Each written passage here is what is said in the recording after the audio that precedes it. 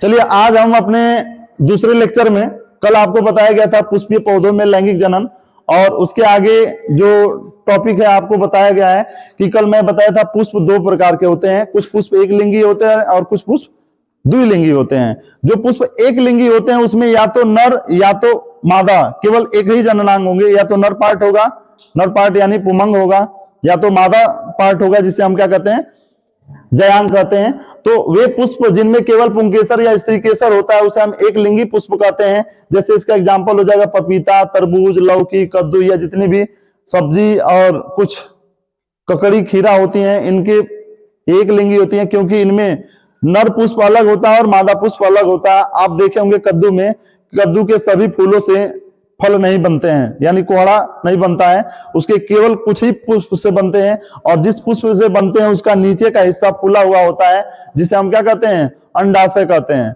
और नर पुष्प को कई लोग तोड़ करके साग भी बना लेते हैं। ठीक है। दूसरा है द्विलिंगी पुष्प। तो ऐसे पुष्प जिसमें पुंकेसर और स्त्री केसर दोनों एक साथ पाए जाते हैं उन्हें हम द्विलिंगी या उभयलिंगी कहते हैं। जैसे गुड़हल का पुष्प है, सरसों है, आम है, मटर है, या और जितने फल वाले जो पौधे होते हैं उनमें जो पुष्प होता है वो द्विलिंगी होता है। ठीक है।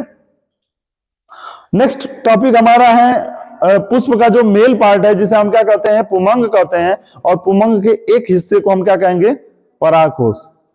पुमंग के एक हिस्से को क्या कहेंगे, परागकोश। तो आइए देखते हैं परागकोश की संरचना कैसी है।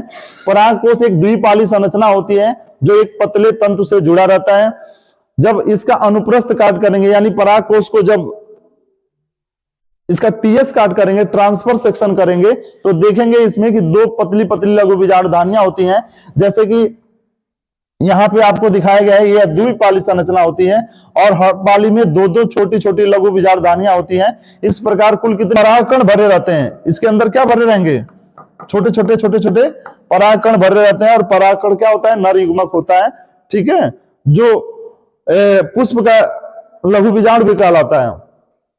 इसके आगे देखते हैं, आपका नेक्स्ट टॉपिक होगा कि लघु बीजाणु जनन किसे कहते हैं। तो ये देखिए बोर्ड परीक्षा के लिए सबसे ज्यादा इंपॉर्टेंट है। लघु बीजाणु जनन और गुरु बीजाणु जनन दोनों में से एक क्वेश्चन जरूर आएगा। ठीक है।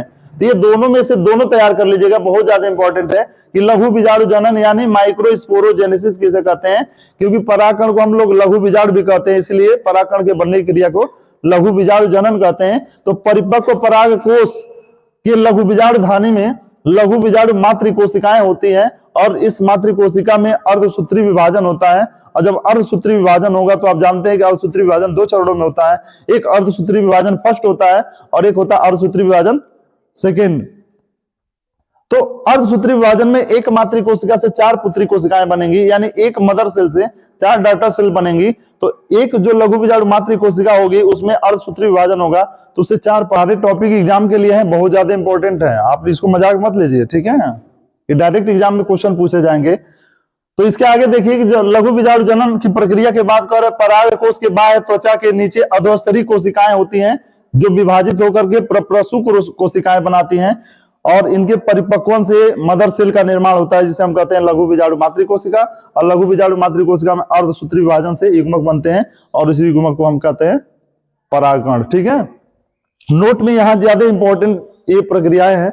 इस फिगर को आप देख रहे हैं, इसमें 1 2 3 4 ऐसी 3-4 लेयर होती हैं। तो यहां बताया गया कि परागकोश के अंदर 1 से 5 भित्ति कोशिकाएं पाई जाती हैं, और इनके मध्य स्तर तथा सबसे निचले स्तर को हम टैपिटम कहते हैं। क्या कहते हैं, टैपिटम कहते हैं। और जो टैपिटम होती है वो लघु बीजाणु यानी परागकण जो बनते हैं उनको पोषण देने का कार्य करती हैं, और जब परागकण पोषण प्राप्त कर लेते हैं तो परिपक्व हो जाते हैं।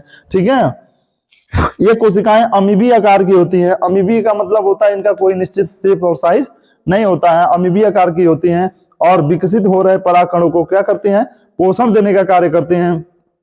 कह रहे जो टेपिटम होता है केलेस एंजाइम का स्राव करता है। जो टेपिटम होता है एक केलेस एंजाइम होता है, और जब परागकोश परिपक्व हो जाता है तो फट जाता है।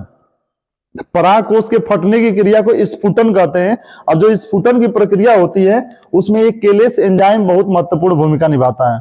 यानी केलेस एंजाइम के कारण ही परागकोश फट जाता है, और परागकोश के फटने की क्रिया को हम क्या कहते हैं, स्फुटन कहते हैं। नेक्स्ट टॉपिक में है आपका परागकण, ये सबसे ज्यादा इंपॉर्टेंट हेडिंग है। क्लास 12th में हर साल लगभग पूछा जाता है कि परागकण क्या होता है। तो आप सब बच्चे जानते हैं कि परागकण लघु बीजाणु यानी नर युग्मक होता है, और ये गोल या अंडाकार संरचना होती है, जिसकी कितनी भित्तियां होती हैं? 2 भित्तियां होती हैं। एक बाहरी भित्ति जो खुरदुरी होती है, और एक आंतरिक भित्ति जो बहुत ही पतली होती है। बाहरी भित्ति को एक्साइन कहते हैं और आंतरिक भित्ति को हम क्या कहते हैं? इंटाइन कहते हैं। लघु बीजाणु या परागकण नर युग्मकोद्भिद की प्रथम कोशिका होती है, जो प्रायः अंडाकार या गोलाकार द्विभित्ति वाला यानी ये डबल मेम्ब्रेन वाला आवरण होता है। परागकण 20 से 50 माइक्रोमीटर का होता है, ठीक है। यानी परागकण का नॉर्मल साइज कितना है?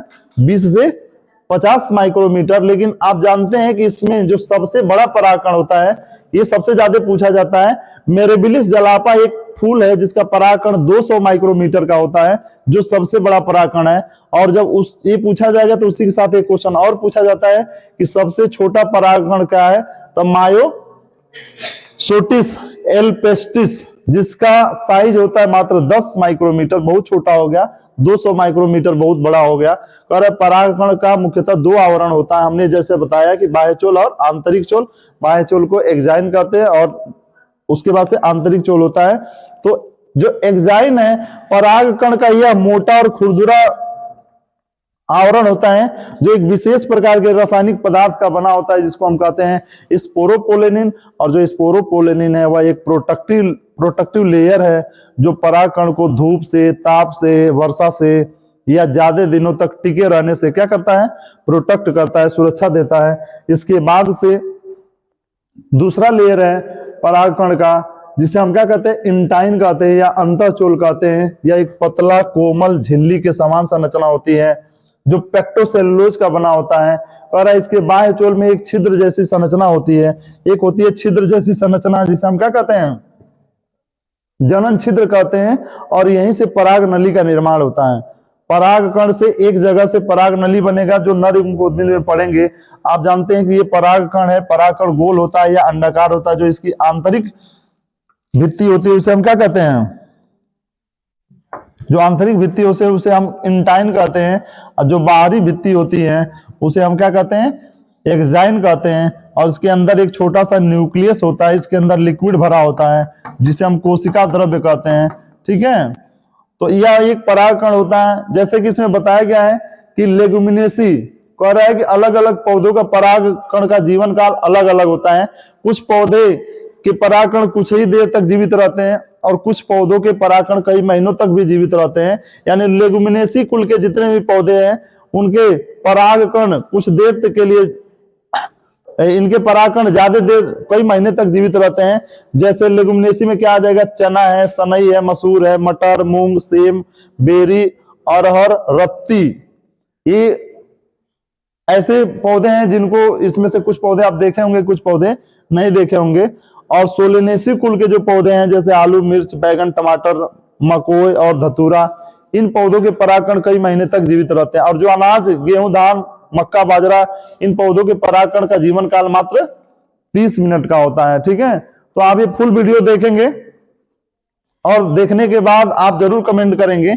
ये जितने टॉपिक थे इंपॉर्टेंट थे सब बोर्ड परीक्षा के लिए,